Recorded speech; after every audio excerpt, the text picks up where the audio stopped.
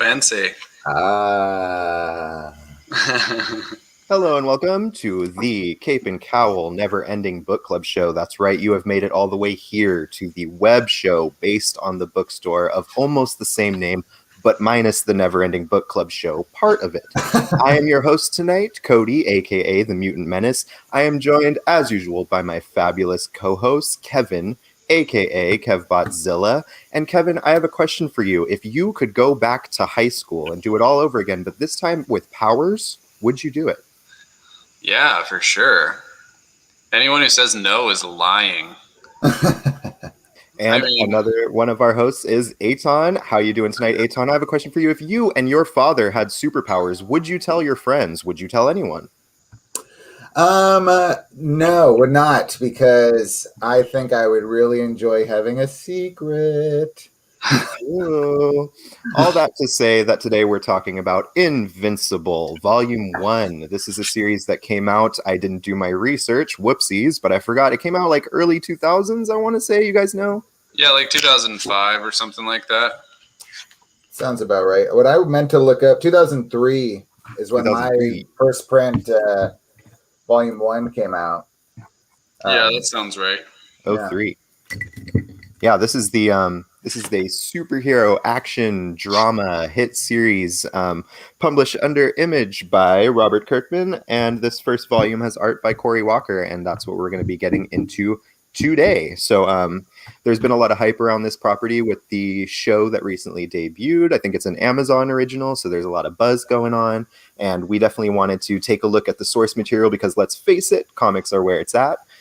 So I wanted to talk a little bit first about kind of our exposure to this book and how we learned about it. If we're longtime readers, first-time readers. I myself am a first-time reader. I've never read any Invincible. I've known about it. It's always been in my periphery as something that has done very well and is very popular, but its length has been daunting because I have a backlog for the gods that I'm constantly trying to get through and just haven't had the time, but I'm excited to be reading it now.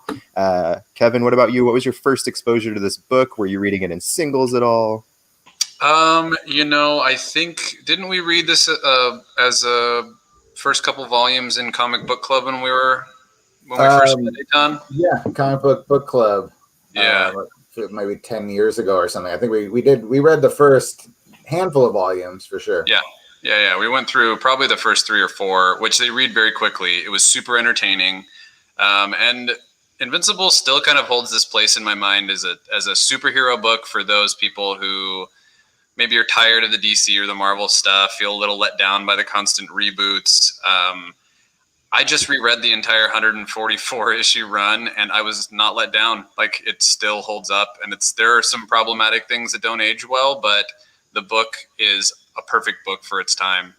Well, this is one of those cool series too that's a little bit rare in the world of genre, I want to say, because this is one of those series that has a shared universe, but it's all within itself, which is very cool. I think there was another series called Astonishing Wolfman that Robert Kirkman could play with that supernatural slant, and there's actually a crossover, but it's all like Invincible being a flagship title where, like you said, people could jump in as superhero fans and enjoy it, every bit of it, all at once, and not have to worry about what happened however many decades ago. So that's kind of an interesting thing about this series that I really like. What about you, Eitan? Do you have any specific memories of starting this series other than like the book club you guys had, which is, let's face it, not as good as the Never Ending Book Club show because I wasn't part of that one. But do you have any stories about how you picked it up? So I'm trying to remember. So I know I started with the singles with issue 25. So I must have been about 2005 or something like that. And what I can't remember, and the thing that I meant to look up and failed to look up, is which came first, this or The Walking Dead. They're both Robert Kirkman's big, longest running comic book projects, and both of which, strangely enough, I picked up in singles with issue 25. And I think I started with an Invincible and liked it so much. I was like, oh, this guy's got another book. It's a zombie book. I don't really do zombies personally, in comics, but I like this guy's writing enough to go try it. And then was hooked on Walking Dead for the next 125 issues or something. But I started pretty early. That's actually good to mention for those uninitiated or unfamiliar with Robert Kirkman. He is the writer of The Walking Dead and co-creator along with the artist whose name escapes me conveniently.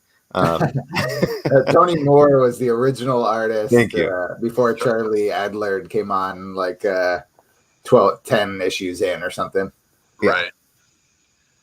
So Robert Kirkman's a big name, and he's now has a solid position at Image as a publisher, right? So he's kind of a head honcho, or at least involved with the publisher. Yeah.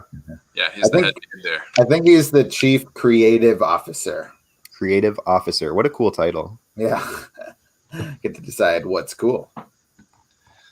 Yeah, and to Cody's point, when he was talking about the expanded universe, Invincible not only comprises 144 issues of spectacular superhero storytelling, but it also, there's 2 full volumes of the Invincible universe where they cover some fill-in stories and give other creators a chance to work on this world, as well as 2 volumes of Guarding the Globe, which is like essentially the Justice League team of this world. Both are really cool. It's kind of hard to go from the amazing art of an Invincible to like someone else who's trying their hand at the Invincible stuff, but the stories really hold up, and it was pretty fun to read. Cool.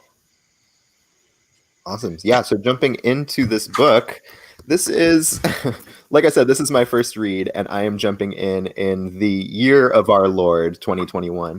And I will say that as like a late bloomer to this book, this was like, there was almost something refreshing about reading it in its, and this isn't a dig at it, but in its simplicity of plot almost. I mean, it's nothing, even in its time, it's probably not something that at first broke new ground. It's kind of familiar. You got a world where superheroes exist, they're commonplace, and you've got a main character who is kind of like in his father's shadow. His father is an established hero. He's going to get superpowers. He does get superpowers, but he has to balance that with going to school and being a normal boy. It's all stuff we've seen ad nauseum.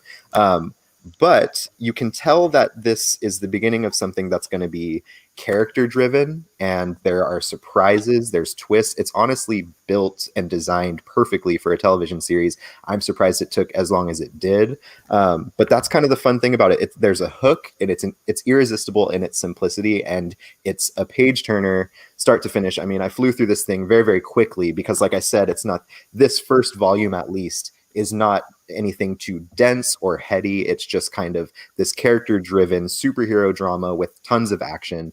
So you can kind of knock it out and recommend it to friends and get people like kind of stoked about superheroes. But what I wanted to ask you guys is like reading it now. I mean, I think you guys did a reread of this right before today, even though you probably had read it before. You did a reread recently in the past week or so. Yeah. How did you feel about the storytelling in general, like the flow of it? Did you feel that it read just as well as it did originally? Did you feel like it was a little chunky and dated, just not the content necessarily, but the way it's told? You know what I mean? You can go first, Eitan. I have some thoughts on this, but I'll let you go first. Yeah, I mean, I thought it flows. I mean, this is what I appreciate about Robert Kirkman is that like his work flows, you know, and it's not always super deep, though he can get to like deeper, interesting stuff, but like the stories move, stuff happens. And I thought it read pretty well the second time around. I mean, I think Kirkman as a scripter, he's not my favorite like dialogue writer necessarily. I have thought about that as well. Yeah. But I also don't think he's like bad at it, but he's not Bendis, you know, he's not Hickman. He's not one of these guys who like, you know, you're giggling at like the funny stuff the characters are saying and bouncing off each other. They like the characters say stuff to move the story along because like we are moving this story. Like 100% happening. Yeah. But that was my take on this reread.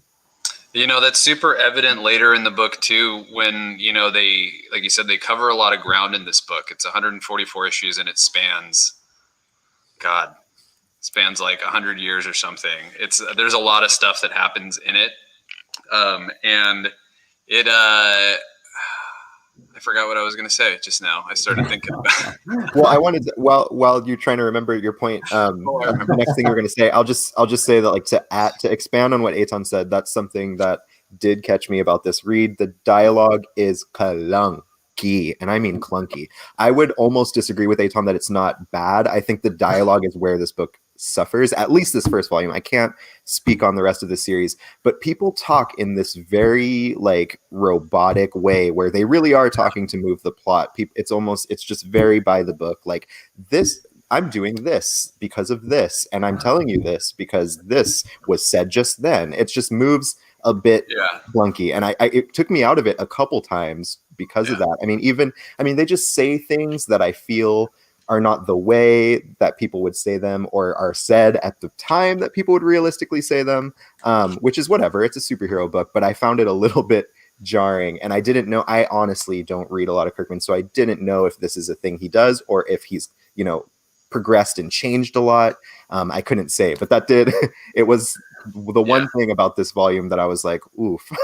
I remembered what I was going to say, that like during as the book progresses, it doesn't like fix itself. That dialoguing issue pops up all the time. You'll have pages where you get like a super close up on a bloody face of a character, and then their head is just surrounded by fucking bubbles. And it's like, 5 minutes worth of reading on one page. And then you flip through like 10 pages of action, and then boom, then you get a close up of a face with like one phrase in a bubble. So there's like a lot of weird stuff like that, but you kind of fall into a pattern as you read. You get kind of used to it, I guess, but it is very clunky compared to a lot of the other stuff. And I definitely just mean the dialogue too, because the story, like I said, was fun. I did enjoy this volume, and it's nothing about what's going on so much as just critiquing maybe the way that people are interacting with each other. And I don't need a Bendis. I love Brian Michael Bendis, but I don't need every writer to sound like that. But it was just a little different from a lot of stuff I'm used to, I guess. I don't know. I think it becomes even a little endearing in time. Like there's almost a Silver Agey kind of ring to it. It's not that verbose. Like we're not like, we're not fitting all of our narration and all of into every word balloon, but there's a certain charm to the way they talk. But I think when you're jumping particularly from modern comics, 2020, 2021 comics to this, there is an adjustment to be made for sure. Yeah. Should we talk about some of the other ways that this book has aged, or should we get into the plot a little bit? Let's talk about the story and all that stuff, and then we can visit that after we've addressed the content of the story. And then if you guys are game, I'm down to talk just a little bit about the show. There are some things that happen in the show that haven't happened in the comic yet, so we can avoid spoilers as best we can. But I don't know. I'm down to talk about it a little bit. And I also feel like we can talk some spoilers, right? I mean, this book is almost 20 years old. And like the main event of this entire series doesn't even happen in here. Which it's the end of the second volume. Yeah, that fucking blows my mind. I'll tell you. I didn't think we would have picked volume 1 and 2. We wouldn't have done just volume 1. Volume 1 and 2. Yeah. And I it kind of drives me crazy. It doesn't drive me crazy, but it's one of these books where you tell people when they come and they're looking at it and they want to buy it, like, really? You have to read 1 and 2 before you decide if you like it or not. Yeah. You can't. I don't think you can make a solid judgment on this series after these 4 issues that are in here. Certainly because you don't get the hook of the entire freaking series. Yeah. For another 4 issues. Now, this is also an interesting topic because I mentioned at the top of the show that this actually is my first read through. However, I will say that I had the twist in volume 2 spoiled for me kind of a long time ago. So it was interesting to read this, but with knowledge of what's going on. It had a totally different vibe, and I think that's probably what makes it special to revisit. But I kind of with the knowledge that I had, I definitely got a totally different feeling than I would have reading it without. It's a good place to mention too. We are going to talk about spoilers. We can talk about if we want to spoil the big thing, the twist that we're talking about, but we're definitely going to spoil the heck out of this first volume, and we'll let you know. We'll throw up another spoiler alert if we're going to really go for the gold. So. I want to go for the gold. I think that spoiler is so obvious from the end of the first episode. If anyone's even watched that without reading it and is thinking about reading it, I think that that's okay. I do remember this one time though that I was helping a customer in the store and we were talking Invincible, and I forgot that it didn't happen until the second volume, and I was like, oh yeah, this kid is his dad is Superman, and then I said something, and Aton from across the store is like, Kevin. I was like, what? He's like, don't spoil it. And I'm like, that was like in the first fucking 20 pages of a 144 issue series. I didn't spoil anything, and he was like adamant at the time that I was just doing the devil's work. Okay, now we have to say what the spoiler is, because otherwise we're just being completely obnoxious, right? Oh, I wish we had a spoiler graphic. We got to tell Simon. Spoiler. Okay, I will email Simon that we need a spoiler one. So I'm giving you a 5-second countdown. 5, stop your video. 4, 3, turn it off. 2, 1, leave the room. It's happening. Okay. I for sure thought you were going to go for a middle finger number 1. Damn it. I'm not that clever. Okay, so in this book, you have Invincible. That's our lead right there, the young superhero. His dad is Omni-Man. He's Superman for this universe. And for the first 8 issues, it really just seems like Omni-Man is training his son to be the next great superhero. And there's he gets him a costume, and there's training montages, and there's the first time out, and all these things that we're going to talk about that are done in this issue. And then at the end of volume 2, around issue 8 or 9, it's revealed that Omni-Man is evil, and he kills this world's Justice League, and we find out he's an invader from another planet who has embedded himself here to take over the world. Dude, it sounds like such a spoiler when you're describing it, but it's like such a small fucking part of the story. Well, it's a big part guys. This is not a major spoiler. It's a big part of the first chunk of this book, for sure. I mean, it sets his role in the universe. It sets how people feel about him. And also, I don't know. I did not, when you read this, so Cody, you said that you knew that spoiler coming in. Mm-hmm. Yeah. Kevin, when you read it for the first time, did you know? No, when we were in book club, I didn't know, but I also read really fast. So I got to it that. Like we were reading it for comic club. I think we did 3 volumes or something initially. And yeah, I was like at that point. And it was an awesome twist. I did not see that coming, in the time it took me to get there. And I, to Cody's point, going in with the knowledge, I mean, if this is your first time reading it and you just found that out, or you're going to read volume 2, maybe go back and reread volume 1 with that in mind, because it definitely casts a different light over the conversations that Omni-Man has with his wife and has with his son, and the way people treat him and the way he treats other people. Oh my God. And totally twist. Yeah. Definitely. We can stay here a little bit longer, but we definitely need to talk about the mom, because she was low-key my favorite. Yeah. She's great. Well, I was saying also, it was totally a surprise to me when I read it. And, I've been reading superhero comics for 10 years or something at that point, and never quite ran into a twist that I think caught me that off guard. I didn't see it coming. I thought we were just going to have this little superhero family. And I also didn't know that the series is going to go on for 150 issues. And, I think that the way that superheroes are presented in the comic is far more subtle than in the show. Like in the show, it just creates this world, this fast moving, bright, flashy world of superheroes. And in the comic, you really get more of this, the superhero thing is a focus, but it's almost an afterthought to this plot where a suburban dad is raising his kid and they're superheroes. It's pretty minor. I feel like in the show it's switched, he's not... It's like a superhero who's a suburban dad. And in the comic, it's way more deals with just being normal people and having powers and shit all around you all the time. Right. Yeah. It's pretty minor until you see, do you see anyone else until the teen brigade or whatever they're called? The teens come in. That's your first glimpse of this happening in the world. Right. Right. Right. Yeah. And that's another major way that they've been treating the Amazon stuff and this differently. The first scene of the show is the Guardians of the Globe at the White House protecting the president. Oh, wow. Which is crazy different, because you don't get...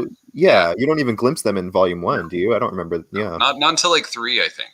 Wow. Which I think is a major flaw of that show. I don't really want to get into the show yet, but I think that the flip flop of it, Cody was saying how much he likes the mom. We get 2 family dinners that in this, or 2 meals that are my favorite part of this whole Yeah. volume, so this, I think that's what made this book special and why it got off the ground is because it's about this. It's the revert. It's like the Clark Kent story, not the Superman story. Or, it's about, it starts at least feeling like it's about the secret identity. And you get this great family life as the focal point, and the interest, when they're sitting around for dinner and it's like, what did you do today? Well, I fought this thing. And what did you do? I was caught in this dimension for 6 months. And she's like, that's nice. Are you ready for dessert? It's the potatoes. so Yeah. like, been through this all before. Yeah. And that's honestly like those parts are where Kirkman's kind of like flat deadpan voice worked to his favor because it was played as like a gig, or like it was played like a bit, like the deadpan really worked there because they're like listing ridiculous things and her response is also very like delivered very deadpan. So that's the kind of place where that kind of style of writing works. And so it made those moments really fun. Yeah, the repeat bits in the comic are very, very frequent. They revisit jokes and scenes and things all the time, like and to the point where you're just like, again, better or worse. Yeah, exactly. Not all of them should have been happening at all ever, but they did. Yeah. And there's a really cool, fun part that plays in like really minor ways in the story later. But Mark gets his superpowers when he's at his job at the Burger Shack. He's getting told by his boss to go take the garbage out. So he goes outside and he goes to chuck that trash into the bin and oopsies. He throws that shit straight into space. Can you see his word balloon down there? It's about time. It's about time. Which, okay, back to the show again. That first episode is called It's About Time. And this season, then this fucking scene doesn't happen in it. And I nearly threw my TV out the window. I was so pissed off. Because Mike Rowe mentions it in the comments there. You better talk about the trash bag. Because this is my favorite Powers reveal of all time. Like, I love it. It did happen. He does throw the burger bag up. In the show? Yeah. I thought he just stepped out onto his, like he tried to fly out his window and then flew. No, that was after when he got home. He talks to his dad, and his dad's like, "We'll go flying in the morning," and then he goes to bed and he can't fall asleep. So that's when he goes and flies at night. He does throw the trash bag. He does throw the burgers. In fact, like totally second episode, the burgers come down in England. Like. Oh, that's way too soon. I think like in my conversations with Eitan about movies and shows, I think he just has these moments of dissociating and leaves his body in the middle of things, and then will come back when he's like interested again, because there are huge gaps in Eitan's understanding of what happens in a movie.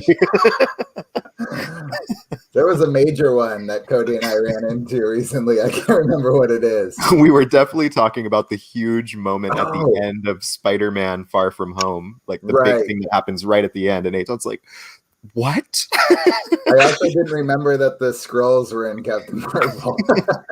Are you serious? Really that's pretty bad, Eitan. That's the plot. Skrulls are that movie, but I'm not convinced they were there.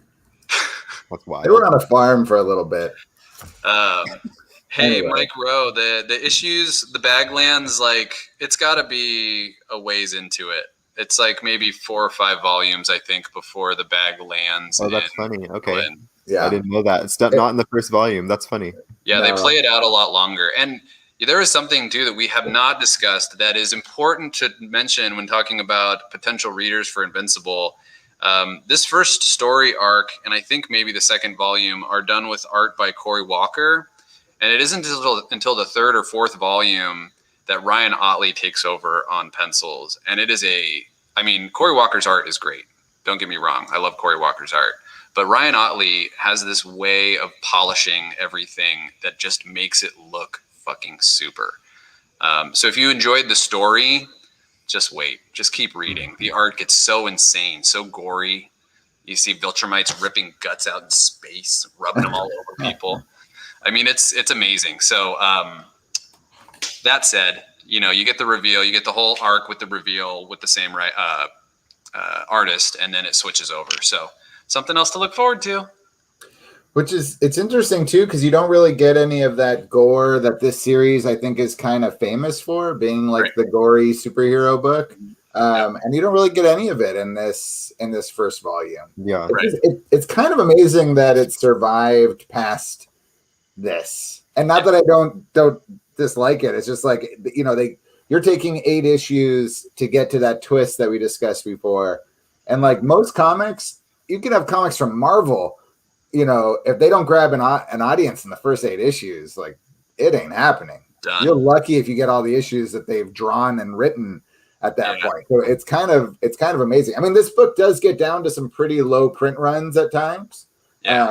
Like, you know, sub 10,000 issues being printed in some of the early issues. So good stick-to-itiveness to get to what this series ultimately becomes. And the book also does a lot of really awesome analysis of the industry and the real world. It frequently happens that Mark stops into his comic shop to pick up his issues of Science Dog, which is actually another fucking comic that Robert Kirkman wrote at the same time as Invincible. So not only can you read Invincible, you can read the comics that the characters in Invincible are reading. It's great. They talk about comic industry rebooting with new number ones, if they're doing it for money or the fans. They talk about like movie properties, comics happening for movies. It's just really meta and not something I expected in the book, and it's very, very delightful. I'm sorry, I read so much ahead. I don't want to talk too much about these things in specifics, but hope you enjoy my vagueness. I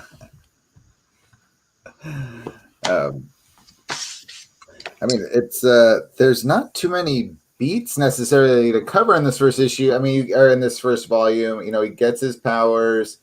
He like basically immediately goes out on patrol. I didn't remember he's got this like makeshift costume, and I didn't remember it. And when he first shows up in the book wearing it, I was like, "Ooh, who's this guy? I like his I like his outfit." I'm like, "Oh wait, it's him." And before he gets his actual costume. Yeah. We do meet the teen team in here that end up being really critical to the entire story. Right. These characters, Adam Eve and Robot and Duplicate. Duplicate, yeah. The Immortal. Did you say the Immortal already? The Immortal. Is the Immortal? Yeah. Yeah. Rex Robot. Rexplosion. Son of a bitch. Explode. Rexplosion or whatever his name is. Yeah. Yeah, so the teen team was fun. I love a good robotic character named Robot. That's always fun. I guess I'm just going to jump ahead a bit for the sake of covering the things that I want to say. There's like a fight where Invincible like teams up with his dad Omni-Man, and they go on this like mission to stop what appears to be like an alien invasion. And this scene is the one that, like, knowing what I know, like knowing the spoiler going in, this scene was like, this hit completely different. And I noticed things that I might not have noticed if I didn't know the thing about his dad, because the aliens, if you look at the art, they look terrified. Like, they look really scared. Like, they don't look the way villains are illustrated. A lot of them look really worried. And I was just like, it made them like, knowing what I knew, I could read them as almost being victimized, and that would like totally change that scene. That's super interesting. I'm looking at them now. Oh yeah. Don't they look like panicked? Oh, absolutely. That's another thing that I feel like maybe the show, I guess it'll remain to be seen, but I think the show missed the mark when it came to doing the battle between these guys. So these characters are from a civilization where time moves differently. So when they're fighting Omni-Man and Invincible, some temporal thing causes them to immediately start aging and dropping dead, and so they retreat. And this isn't the only time we get to see these characters. But much to Cody's point, they seem panicked. They seem worried. They clearly are frightened that they're just dropping dead, like super aging, little creatures. And I don't think that they did it. Did you see? Wasn't that in the episode that you watched, Eitan? The first episode, they showed like the first encounter with these creatures. I don't remember it. Yeah, doesn't mean it didn't happen, but I don't remember. Seeing so So, like we were saying, you don't really get the gory, like insane space blood battles until a little later in the series. But in the TV show, by the second episode, you get the introduction of that race, and the battle is a super bloody battle with civilians getting exploded and dying all over the place, which is just like, we're just going to get something different. We're not going to get the Invincible from the comics in the show. We're going to get hopefully the best parts, and I'll keep watching. But I started out on episode 1 thinking this might be better than the books, and I don't think that way anymore. I still like it, but yeah, it's interesting too. Like the dad, you get some exposition, I think maybe in issue 2, you get exposition about the dad and like where he claims to come from and what he claims to do. And he's from like this race on a different planet that has like basically reached like the epitome of advancement technologically and mentally or whatever. So they set out on this mission to go like explore these other planets and like aid their development or deem them like at the precipice and help them break it or whatever, which seems like a total breach of every sci-fi law I've ever heard, like not interfering with the development of like other planets and underdeveloped peoples. It just seems like something you shouldn't do. Like it's like a sci-fi rule, like you can't interfere with that kind of thing. So I was like, well, I don't know if I can get behind you, even knowing what I don't even know. yeah. Even before I knew what I knew, I might be like, that's weird. But it also reminded me of like Silver Surfer and like where he's from and how they're kind of reach the epitome of technological advancement and they get really bored. And that's kind of what Norrin Rad is feeling when he wants to like explore and kind of like, anyway. So that was kind of like fun. I want to talk about some of the supporting cast. I think we should get into it. And like it's also worth saying like the crux of this book is like pretty gnarly actually. And it's before you get to see the gore, like they took it pretty easy because you just see explosions, but basically like high schoolers are being used as bombs in this book. And it's like kind of terrifying. And you find out, of course, it's someone in the faculty because that's always the way it works. But I want to get into maybe some of the schoolmates and maybe the teen team in general, because Adam Eve is a character who's like the only female hero we meet in this book, and she's kind of, I don't know, she's a little sassy, which is fun, but they kind of like her budding romance with him felt incredibly forced to me, like just because they're put together, and she's like with Rexplosion, who's kind of like this, kind of douchey like frat kid. Yeah, exactly. And you can tell that maybe she is drawn to Invincible's like, I don't know, he's not that interesting to me, but I don't know what she sees in him. But anyway, I just didn't think they had a lot of chemistry, and I felt like that was weird. I don't know if that goes anywhere or if it's just. Well, I think initially Mark, being the good kid that he is, finds out that Rexplode and Adam Eve are together. And so he immediately blocks out any possibility of them being together or them being in a relationship or anything more than teammates and friends. But it's weird. That does mature and grow over the story. But yeah, initially I think you're getting the right impression. It's like weird because it like goes back to his weird dialogue, because they'll say something and then he's just like, and I guess this is just part of being a teenager, but he'll say something and be like, not that I mean you're hot, or like, I was just like, what? Like, it's okay. You can actually talk to a female and not be weird. It's possible. So. Yeah. Kirkman does a really good job of delivering awkward teen lines. Yeah. And with that said, I guess I did want to talk about, how like some of the dated aspects of this book, it is very like early 2000s superhero, and early 2000s superheroes seem to have this like, it's kind of the tail end of the 90s extreme stuff where it's like really pushing this hyper masculine vibe and just assuring the audience that nothing queer is happening in the least, we promise. And it's like overcompensating for that, and there's some unfortunate things printed in some of the trades that I don't know, maybe we'll get into, maybe we won't. It's basically like sketches, concept art by the artist that is exchanged with the writer, and for some reason they published some material that's like pretty offensive. So I would say people picking up this book, be aware that this book is of its time, and that's not an excuse. It's just that there might be some triggers of some crap you're not going to want to deal with. I know that for me as a gay person, it was a little bit jarring, and it's alienating, and it doesn't feel good, and it feels like this is not a book that they wanted me to read. And that's a really shitty feeling. But I was able to kind of look at the story for the sake of discussing it and kind of talk about that. But I wanted to put this in the video because I think people should be aware of it. Agreed. We pride ourselves on being a store where people from all walks of life can jump into comics, and I don't want to lead anyone astray in saying that this is like a squeaky clean book as far as how it handles certain social things. Yeah, we don't think it's okay. So we definitely want to tell you about it. We're certainly not condoning that kind of content. This is what Cody's referring to. Just one example, the sketch here of Omni-Man. They made very sure to put a bubble that says "not gay." There's also when he reveals to his best friend that he is a superpowered individual.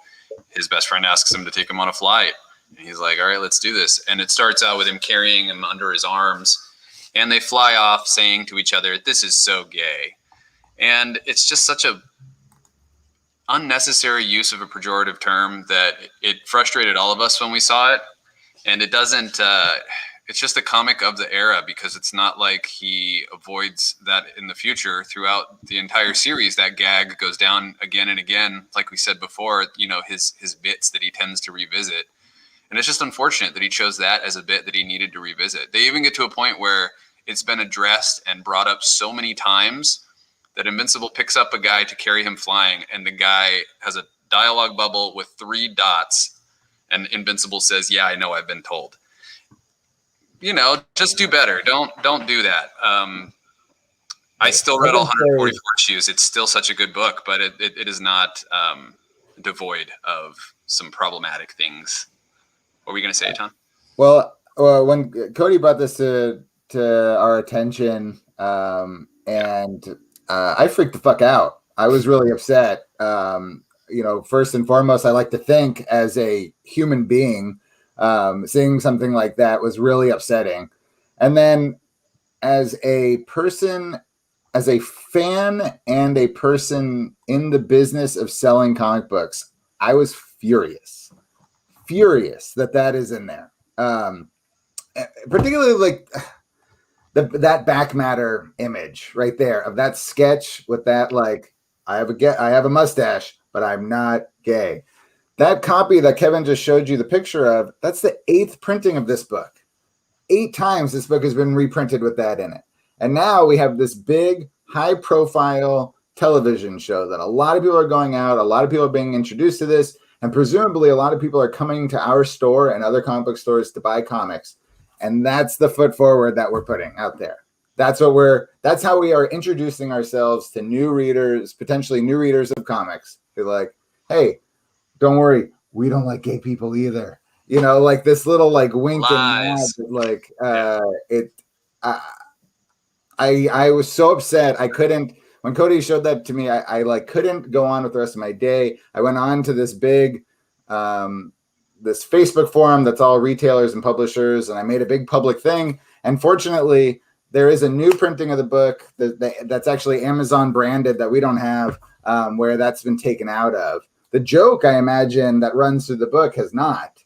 It's not, and I mean, I don't even want to say to his credit, because it's appalling that it's in there in the first place. But at a certain point later in the book, there's very clearly attempts made by the writers and creative team to address or minimize or justify or whatever. They don't continue to be that heavy-handed with it, but I don't know. It's still there. Well, yeah, and I don't want to get like stuck on this for too incredibly long, but it just have to be brought up so that everyone understands that's not behavior or language that any of us condone. It's an unfortunate byproduct of this book, and when it came out, yada yada yada. The ethics of that are for a larger discussion.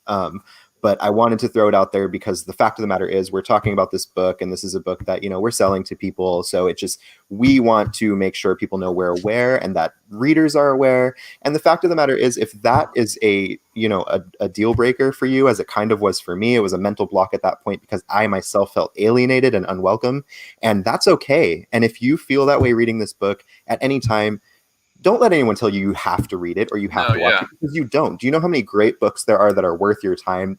You don't have to read anything. You can go read content that is gonna do it for you. You know what I mean? And that's kind of my standpoint. I have so many books to read that this kind of thing is not energy that I'm gonna really explore. I'll say though, like it's not okay. Yeah. It's not okay. That's not the it's okay if you don't want to read it. It's not okay that it's there, and it's not okay absolutely that not. you feel that way. Yeah.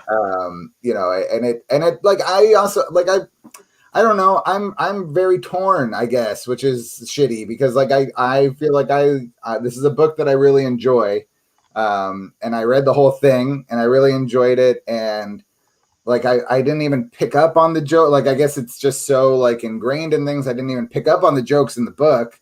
You know, I never would have remembered it. But like, you know, I'm sure my enjoyment of that show, which I watched the first episode, was tainted by this. You know, like I wasn't as excited to watch this show having had this experience with the book.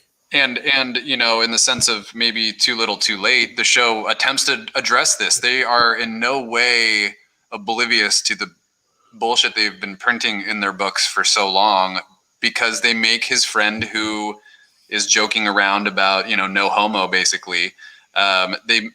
He's cast as a gay character in the very first episode of the TV show. So they're trying to address it. It's not really the best way to do that. I mean, yeah, and it's hard to talk too much about it without spoiling some things that happen later on. But yeah, it's just not my favorite part of the book by any means. Like I said, I don't want to get stuck on it, but we did have to mention it, that we are aware and that we want you to be aware too. So I would like to talk about Raul Rodriguez's comment. All the sexual stuff is super awkward. Raul, you have no fucking idea. This book deals with abortion, rape, any topic that is a hot button topic that would divide people. This book deals with in some manner. The sexual stuff, there's a lot of weird, like, white young male entitlement that you get in some situations, or conversations between partners that seem kind of toxic. I don't know. Chalk it up to the times. I don't know. You know, it's hard. It's not stuff I would expect. It's not stuff I would expect or associate with Robert Kirkman. No. Like, I generally have a great deal of respect for Robert Kirkman, and I would love to just hear him say, like, I wrote this stuff as a kid. Like, I thought I was being edgy and funny, and like I regret it. You know, and you know, as I've matured and like seen more of the world and care more about other people, like I know that this stuff was wrong, and maybe he has, guys. I don't know. You know, I have no idea. I haven't searched it out, and I kind of hope he has, because like he's also done like a lot of stuff to help us. Yeah, comic book retailers. Like, he's gone out of his way to help us. Doesn't excuse bad behavior, all these things, but like, it's somebody I want to believe the best of. Yeah. And maybe I do need to go search and be like, has anybody ever pressed him on these things? You know, and and everyone's different too. I mean, you know, some people will be able to move past that without endorsing it. You know, that is a way to approach all of this. I'm just saying that if you can't, don't, because it's not okay, it's not cool, and you don't need to invite that into your reading space. But you know, agreed. I'm someone who was able to, despite the problematic shit, you know, put that aside to read it, and there were parts that impacted me differently with going into it with that headspace, and I got more out of it. But and that's not to say, like, if you don't want to read it, that's not to say too that this entire series is not hell bent on, you know, alienating its audience. Not the whole thing. I'm sure of that. But yeah, it's just it's hard once you get there. Something that Kevin pointed out is that Cena Grace is heavily involved with this series, and I'm sure he was not okay with it. I can't say for sure, but you know. Yeah. I mean, I wonder what. I would love to know what those conversations were. Well, I mean, like, welcome to being gay in the workplace. You know, like, whatever. But not my workplace. I'm lucky. These guys are awesome. But it's unfortunately a huge problem, and it's not new. But anyway, Robot School. Robot is amazing, and Robot is a good character. Robot is one of the best characters in the entire book. I'd say pretty much every character you meet in this series, in this first volume, has a fully developed long story arc, including Robot. Robot has a great Oh my god. Yeah. With some serious ups and downs. Dude. And lefts and rights. And even the villains in the Invincible universe are endearing. Like the very first villains I think Mark runs into are the Mahler twins. Yeah. And they're great. They're like the most fucking like opportunistic villains. Like they just want to do their science and be left alone, and they'll commit crime if it like benefits them towards that end. But oh yeah, another like very early 2000s cool plot point of like we have to make the most advanced technology, and to do so we must rob the store of all of its gaming consoles. So I was like, good lord. The best part of those characters, and that this is something that they did spotlight in the first episode of the cartoon, is that one is a clone of the other, but they both believe they're the original, and they just like constantly bicker about who's the real one and who's the clone. It's pretty funny. Yeah. God, they another beat they kind of missed. I don't know. In volume 1 or 2, do we actually get to meet Cecil Stegman, the guy who runs the defense agency? That doesn't happen for a little while, huh? Not in volume 1. Yeah, nothing happens in volume 1. I don't know who comes back and buys volume 2. I mean, so, everybody should give it a shot or not, but nothing happens in this first volume. No. Which is, it's again, like that's one of the notes I had on this, and I guess I mentioned it earlier. It's just I'm so curious what the initial reaction to this book was. And who how it grew such a big readership, how it made it through those early waters. Yeah, I want to find a picture of some of the early Otley pages just so you guys can see a difference in them. But I'll keep watching the show. I'm hoping that I'm hoping they do something like they did with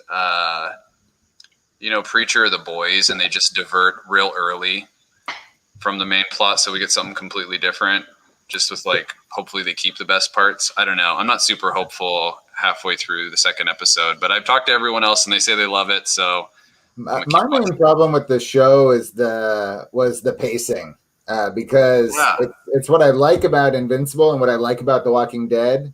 At least for like the first 100 issues of both of those series, like it's just like this happens, like it's just constantly moving and changing and all this stuff. And the show really kind of dragged some of this stuff, and made it long and boring enough that I tuned out for my favorite. I missed my favorite part of the whole series because it was boring to me. And it also opened up with the big superhero scene and all that. Like it kind of missed the tone of the book for me, and kind of missed what I like best about Kirkman's stuff, which is the the quickness of it. Yeah. I mean, we talked about that a little earlier today. Like when you get further into this story, there's so many threads and stories and character arcs going on all at the same time that you'll turn a page and there's no transition. It goes immediately from Mark, doing something with Robot on an alien world and jumps right over to Eve and his parents and what's going on Earth. And then the next page, it flips over back to another. It's all over the place. I don't know how they would be able to do that in a show. And it seems like instead they've chosen to double down on like establishing his relationship with his parents and establishing the fucking, I don't know, the hero worship that all these heroes seem to have on this planet. Like you don't get to see any of the fucking heroes in the comic before they show up in a fight. In the show, you get to see them with all their hanger-oners and doing what they do in their lives when they're not fighting battles, and then you get to see them fight. So I don't know, different methods, I guess. We'll see if it ends up paying off. Yeah. There's so much interesting stuff that happens when it comes to adaptations and how you're gonna catch a new audience. How like, and superheroes are very, very in vogue, so they're probably like, let's show them the damn heroes. Right. Action. Right.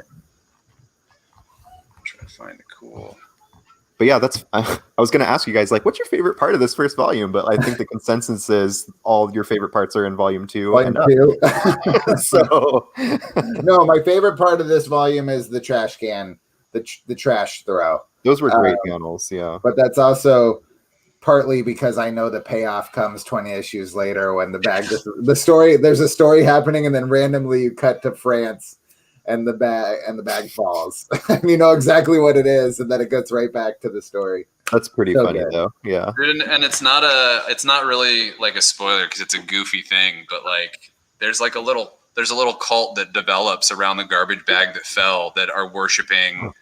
Because I think he also throws his like graduation hat and it lands in the same spot, and this guy's like, he sent me a crown, and he like puts it on. He's like a fucking nutbag on the street. I love There's all that. these people like worshiping in the altar of a exploded fast food bag on the ground, thousands of miles away. So good. I love that stuff. That's like Yeah.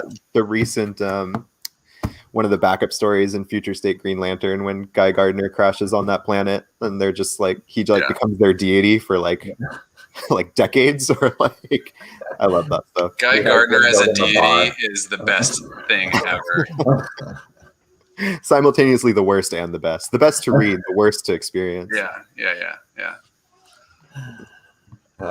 So Yeah. I'd say keep reading it, guys. Out there, you people that are watching, if this sounds interesting to you at all, we are pretty much stocked on all the volumes. We even have the compendiums. I do see Michael Rowe asking about Compendium 3. We do not have Compendium 3. I don't know if that is in print right now. It's on its way. Its way. Yeah. Okay, so we have volumes 1 and 2, I think. And 1 through 25 is a 25 volume series. So the beast. yeah, it's really fun. It's really fun. But like we were saying, if you're gonna get into it, buy those first 2 volumes right off the bat. Maybe buy 3, so you're not just buying stuff that we spoiled for you during this network. Yeah. Buy that legit. first compendium. It's a much better deal. It's like $60 for like 45 issues. God, and I cannot impress upon you guys how much more insane the art gets too. Yeah, so I think it like honestly can chalk it up to like Prose being a fast-paced superhero action drama that you'll never be bored. And you know, it moves so swiftly and you know, that's a good point. That's a really good point. The problematic shit does not last. Like he made that gay joke about flying, and then a couple volumes later it's revisited. Like it's not okay, but he certainly isn't making it a focus of everything. You can blink and you're in a new story. So well, yeah, and that was what I was going to say after Prose's cons. This thing is a relic, and it just lives in its zone. But I thought you were saying prose like Prose. I thought you were talking about prose. I was like, yeah, the prose is great. I agree. No, yeah, just like any book, pros and cons. The cons are just very unfortunate, and like Eitan said, I'm sure it's all the people involved are probably kicking themselves hard for it. So it doesn't excuse it, but you know. Yeah, I will say that the TV show is excellently soundtracked. The music that kicks in at the right spots when he's learning how to fly and like doing barrel rolls. That's so cool.